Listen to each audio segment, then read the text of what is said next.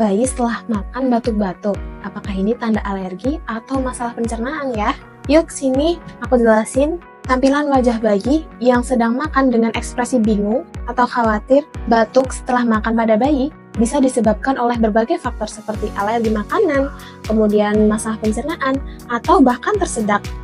Alergi makanan pada bayi dapat menyebabkan berbagai gejala seperti batuk, kemudian ruam, gatal-gatal, atau masalah pencernaan.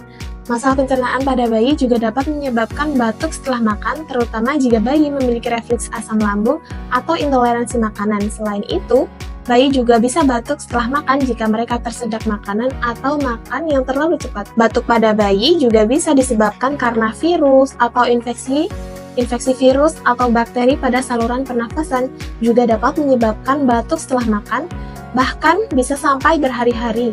Maka dari itu, Bunda harus selalu sedia madu vitamin Meltusif dari Naturafit. Madu ini memiliki kandungan yang bisa membantu meredakan batuk dan meringankan sariawan, meningkatkan stamina anak, dan mengobati permasalahan pernafasan. Yuk segera cegah batuk si kecil dengan madu Meltusif ini biar nggak semakin parah. Cara konsumsinya juga mudah loh Bun, cukup sehari 3 kali, sekali minum 2 sendok teh aja. Bunda, yuk yang mau produknya bisa langsung beli di sini ya.